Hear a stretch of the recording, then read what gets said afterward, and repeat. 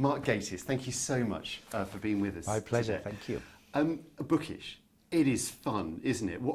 Just give us an overview of why you wanted to make this series, create it.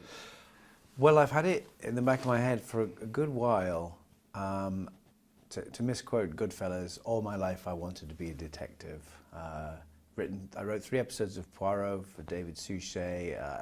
I grew up on Agatha Christie. I read the books when I was a kid and then got into all the other ones, you know, and I love the genre, always have, especially the Golden Age. And it sort of eventually just things started to trickle together into, you know, what would my detective be, as it were. And then actually what happened, cut a long story short, as I say, these ideas had been percolating, and then in lockdown I thought I might write it as a book.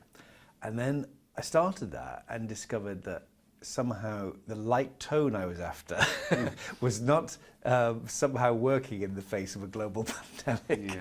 But weirdly, it did as a script.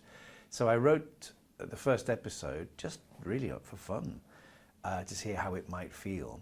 And then about a year or 2 later, I was at the Radio Times party. I was introduced to Walter and Joe from Eagle Eye Productions, who were very big fans and said all sorts of nice things. And then Walter said, deathlessly, you haven't got a period detective in you, have you? And I said, I've got a script. And it was commissioned within about 2 weeks. 2 weeks? Incredible. So it had a very long gestation, and then it all happened very quickly. And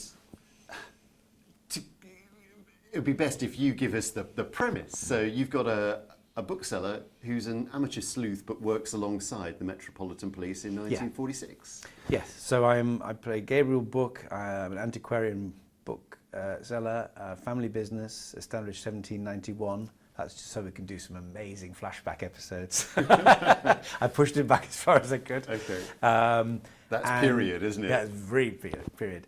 It's set just after the war, and it's a period I've always been interested in. I think is never really done. Attlee's Britain. It has a reputation in its austerity, and people just don't really think about it, but it's the most extraordinary period. Foundations of the welfare state, the NHS, the most radical government we ever had, but also a shattered world, a bankrupt country, criminally a place awash with misplaced soldiers, people like Neville Heath, and also there was a kind of gun crime epidemic because so many soldiers came back with looted Lugers, and it's really interesting. You referred to that in episode 1, don't you? And Neville Heath, just tell us a bit quickly about Neville Heath as well as you. Neville Heath. Well, it's not, he's. I mentioned that because I've written a screenplay about him, and it's an extraordinary true case. He was an RAF war hero and a psychopath, and he killed 2 women dreadfully in 1946 and was hanged. But he has an extraordinarily long shadow because.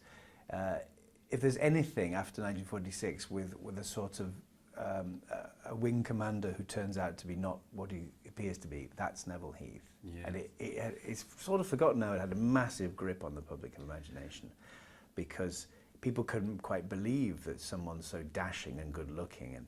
But it's a real moral lesson that not to judge a book by its cover. He was very handsome and amazingly persuasive, as psychopaths are, and he convinced everyone all his life that he was not what he appeared to be. You know? And he was nicknamed, was it the Lady Killer? Is it? All sorts. Well, and Sean O'Connor wrote a brilliant book called Handsome Brute, which is exactly what he was. You know? And so to go back to 1946, that is, it's evident everywhere in what we see on the screen. We've got the bombed out buildings. We've got the buildings that have just been left for the last 3, 4, 5 years where there's discoveries made. Why did you think this character would work in 1946? And yeah, it was a confluence of things. So the other big thing is book is gay and is living in what they call the lavender marriage with his best friend Trotty.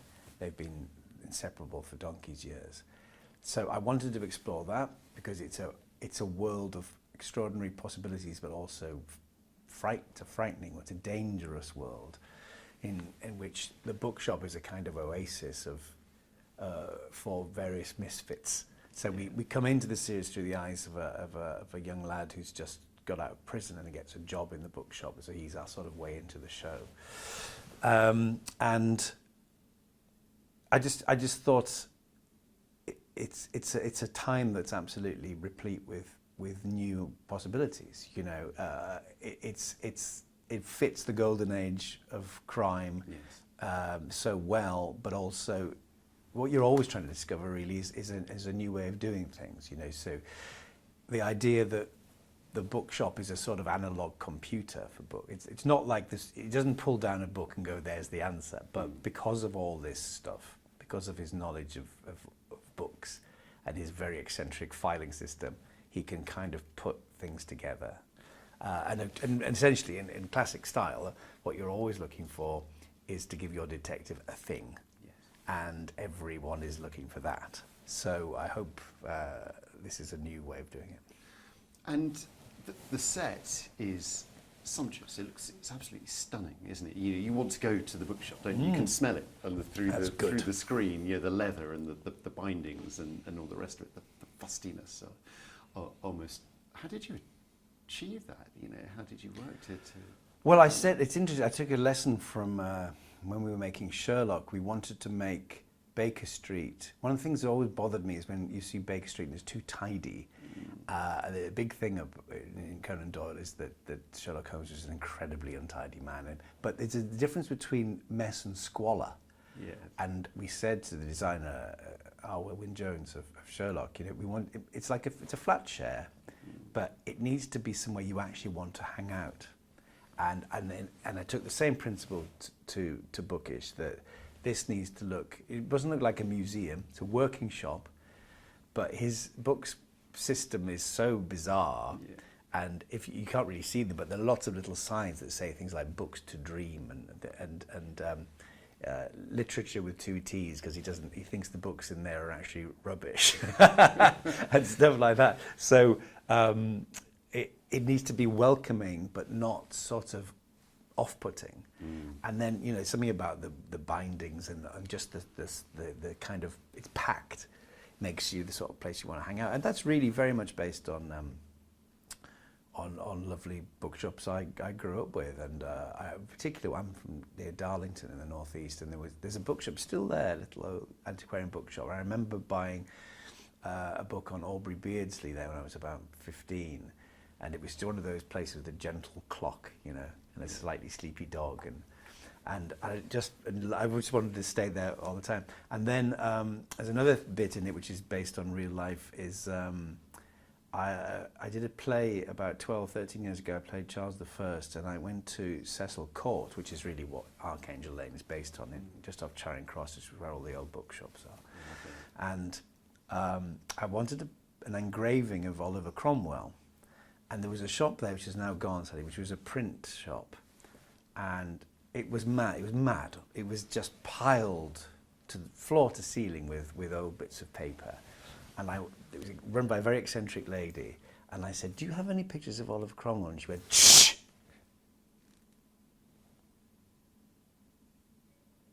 5 minutes. And she vanished into the shop, and then she came back with it like that. Yeah. She had her own little reference system. She had a mind palace, yeah. So I just stole that.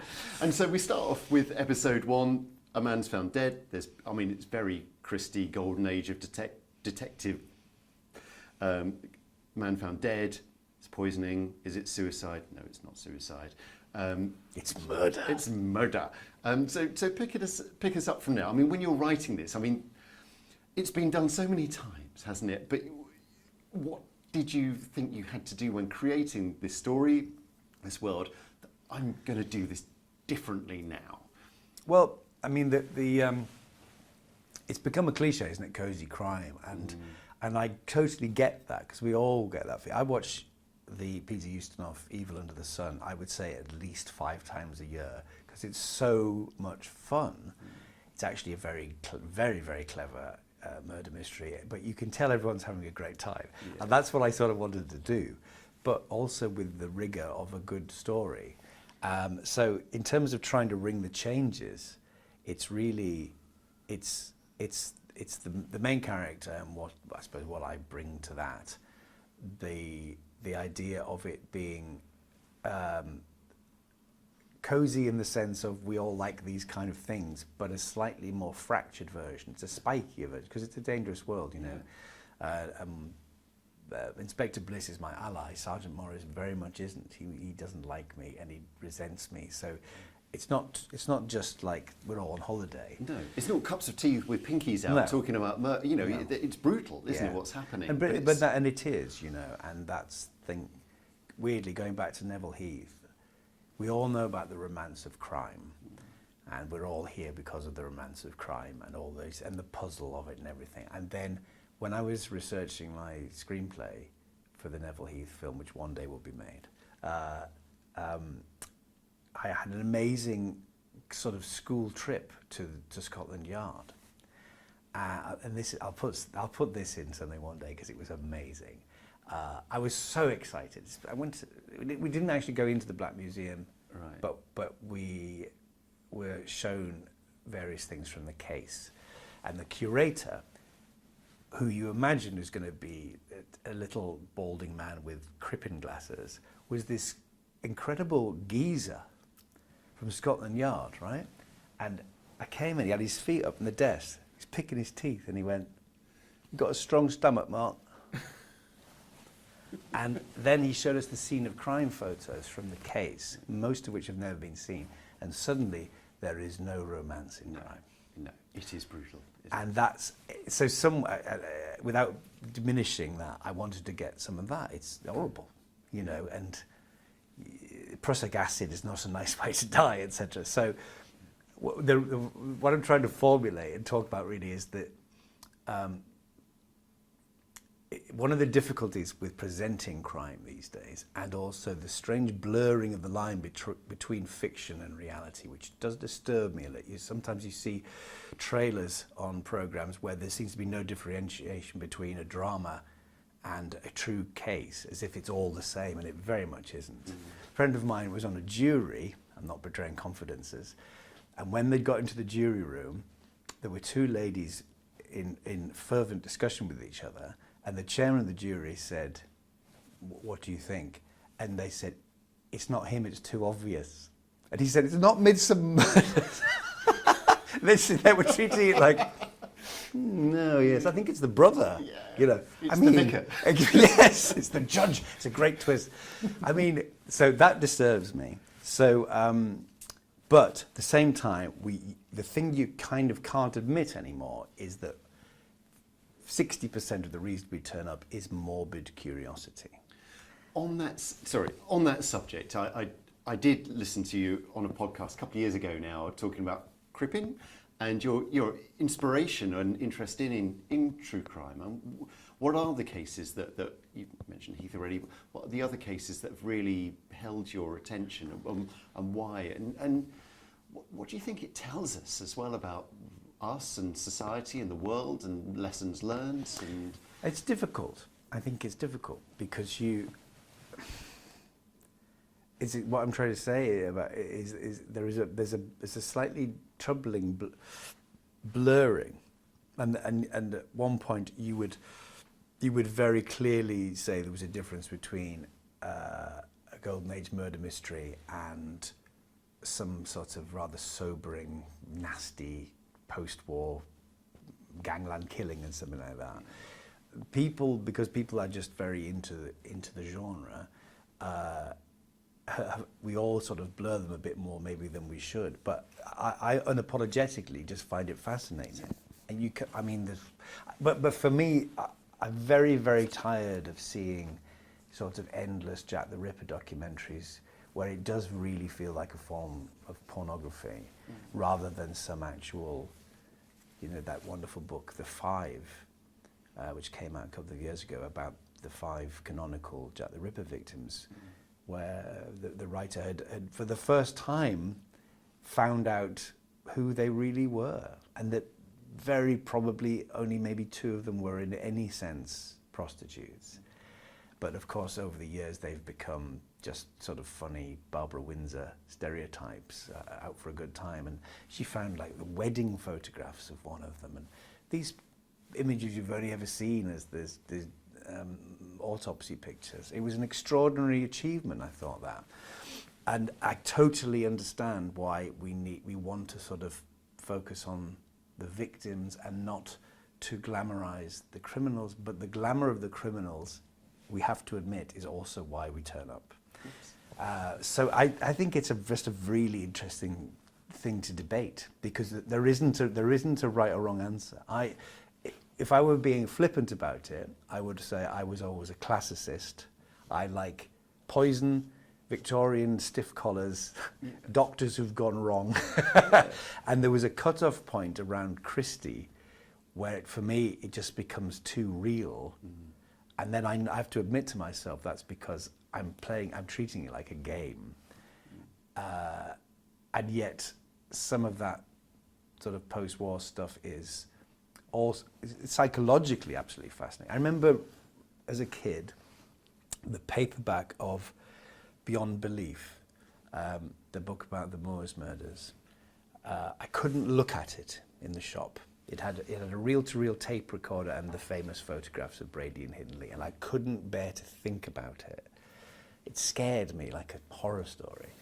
And eventually I read it, Emlyn Williams, and it's an utterly brilliant book, like Truman Capote's In Cold Blood. It's a brilliant book. It's also rather funny. And there's a chapter called The Bread Man Cometh, because the police disguise themselves as the bread man and stuff like that.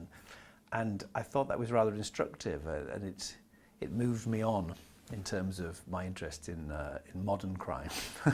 and I guess there's also the face that people present to the world and the dark secret that lies beneath as well, isn't there? Yeah. For example, with Crippen, you've got the wife's body down.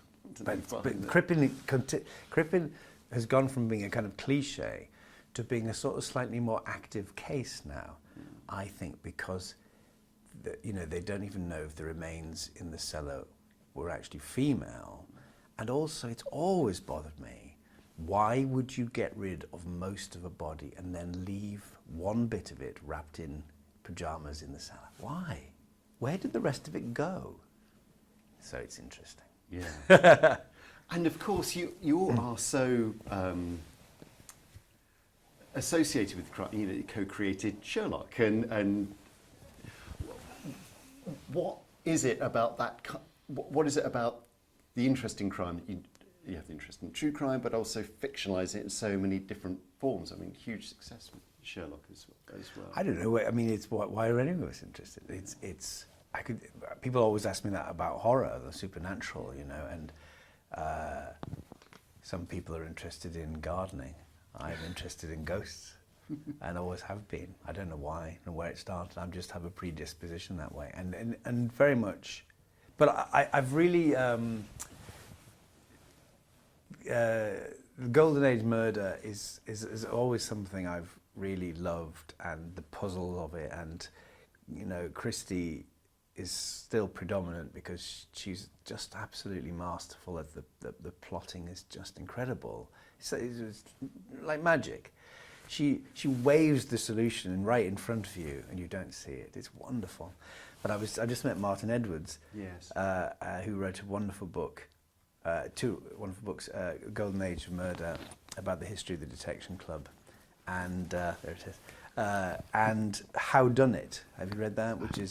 Which is 90 essays to celebrate 90 years of the Detection Club about how various people write their books. It's fascinating.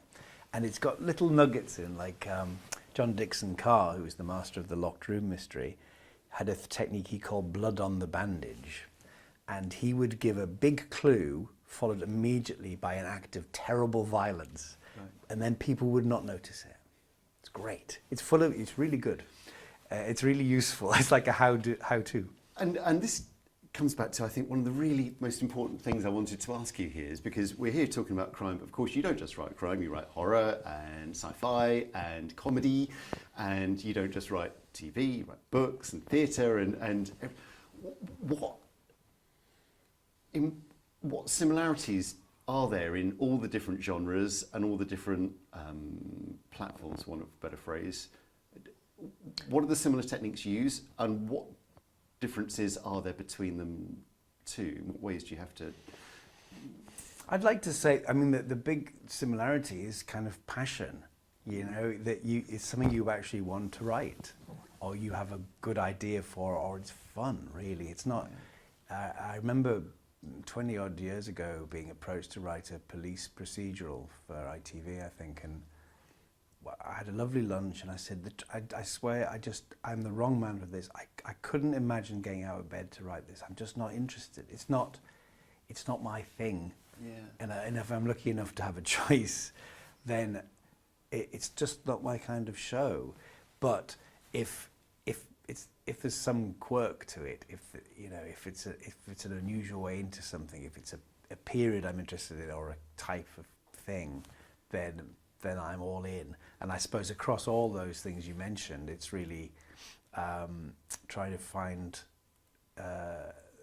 that little fire in each of the projects, you know. And then also the craft of it fascinates me. Yes. You know, that's what I was saying, you know, a book like How Done It is literally like, so how do these things work? The science of it, you know, and comedy is exactly the same. You know, I'm absolutely in love with anything, just in a play reading about Ken Dodd, you know, and his tax trial. And he was a great student of comedy. I mean, he really knew his stuff about Freud and Jung, what it actually meant, and he deconstructed stuff. You know, well, why is the letter K funny and the letter S isn't? You know, and I love all that stuff. So I think whatever subject it is, whatever genre it is, there's also a wonderful unpicking of the methods, which never stops being fascinating. And in terms of the craft, if you're writing a book, for example, and you've written lots of books, how many hours would you put into that a day? How many words would you deem acceptable as a decent day's work, as opposed to writing a play, and how many minutes of a TV show? Well, I haven't written a book for a long time because they're very, very difficult. And I did a panel yesterday here, interestingly, where I just take my hat off to people who it's a wonderful, rewarding thing, but it is, I just find it's so labour intensive. Yeah.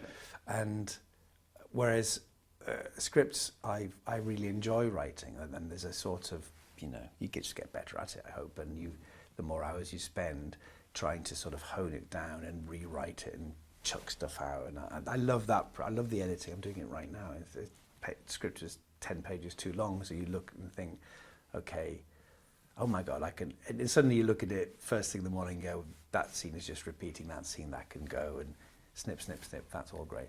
But I would say when I'm really on something, I would try and do 1,000 words a day. Right. I think that is an achievable goal, and genuinely sometimes, you know, you're on 991 and you're just going, then something happened. But psychologically, it's really good for you. Because if you spend the entire day desperately trying to keep going, but if you feel like you've achieved something, then you can do something else with your day, and that's rather good. And then what absolutely always happens is you spend, Simon Brett just said exactly this to me, that you do a week's work in a day. And when it's flowing, you're fine, you know. And just quickly, while I've got you, Dracula, which I love, did you come up with the line, I'm undead, I'm not unreasonable? No, it's definitely Stephen. It's good though, isn't it? It's a great line. It's a great line. And just to bring things back to Bookish, a bit about the cast as well, which you look as if you're having a lot of fun. Yes, I mean, I don't want it to look like it's a group of people on holiday, because you have to, it's the discipline of the story is key, and I've had a lot of discussions with everyone involved about making sure the rigor of the detective story. That's why people turn up. It don't become a soap about some people who happen to work in a bookshop in that way. The murder has to be front, and the solution has to be front and center. But it's, but yeah, the tone I was after is really the tone of those Ustinov Poirot films, Yeah. and which is actually, it's not flippant. There's quite a lot of darkness in those films, but also you go, you know that feeling. I call it to me, I've always called it a bank holiday feeling. You know, when Journey to the Centre of the Earth comes on, you go, oh, good. When Death on the Nile comes on, you're there. This is a good time. There's something wonderful about the approach to it, and a lovely cast of character actors, and you don't know who's done it, and a clever, hopefully a clever murder. You know, that's, to me, that's the definition of a good time.